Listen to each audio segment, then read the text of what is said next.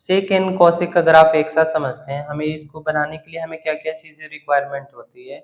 तो हमें सबसे पहले सेक 0 जो होता है वो 1 होता है और सेक 90 जो होता है वो नॉट डिफाइन होता है। तो जो भी जिस पे भी वो नॉट डिफाइन होगा वो एसिम्प्टोट्स होगा। जैसे 90, 370, 270 ऐसे करके ये सब एसिम्प्टोट्स होंगे जिस पे सेक नॉट डिफाइंड होगा। और क्या होगा, मैक्स जो मिनिमम वैल्यू होगी सेक की क्या होगी, पॉजिटिव में 0 से माइनस, जैसे माइनस पाई बाई 2 से पाई, दैट मीन्स फोर्थ क्वाड्रेंट से लेकर फर्स्ट क्वाड्रेंट तक।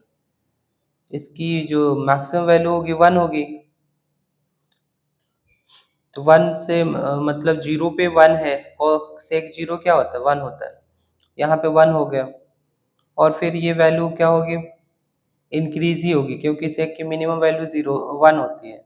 ये इंक्रीजिंग होगी। अगर मान लो फोर्थ क्वाड्रेंट में भी लेंगे तो भी ये ग्राफ बनेगा। तो यही हमें ध्यान देना है। अगर हम यहाँ पे लेते हैं 2 पाई, तो 2 पाई क्या होता है, यहाँ पे 0 हो जाता है। 2 पाई सॉरी 2 पाई पे क्या हो जाता है, 1 हो जाता है और फिर ये वैल्यू ऐसे इंक्रीज होगी।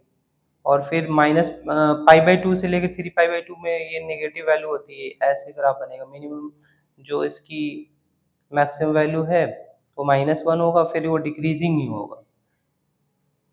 सिमिलरली ऐसे बनेगा इस रेंज में, आप देख लेना उसमें। ऐसे ही सेक जी से कॉसिक जो होता है, कॉस 90 जो होता है वो 1 होता है और कॉसिक 0 जो होता है वो हमारा नॉट डिफाइंड होता है। तो इसका 0 पाई 2 पाई ये एसिम्प्टोट्स हैं। और कौन से क्वाड्रेंट में पॉजिटिव होता है, तो 0 से पाई तक पॉजिटिव होता है, तो ऐसे ग्राफ जाएगा।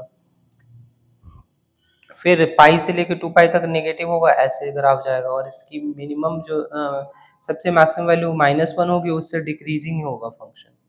ऐसे सिमिलर मैनर में अगर मान लो क्लॉकवाइज जाते हैं तो माइनस, ये हमारा क्या है, 0 टू माइनस पाई। इसमें -1 किस पे होगा, माइनस पाई बाई 2 पे होगा। मतलब किस क्वाड्रेंट में, इस यहाँ पे क्या होगा, -1 होगा, फिर उससे वैल्यू डिक्रीजिंग ही होगी इसकी। तो सेक और कॉसेक का ऐसे सेपरेट अलग अलग इंटरवल में हम ग्राफ बनाते हैं।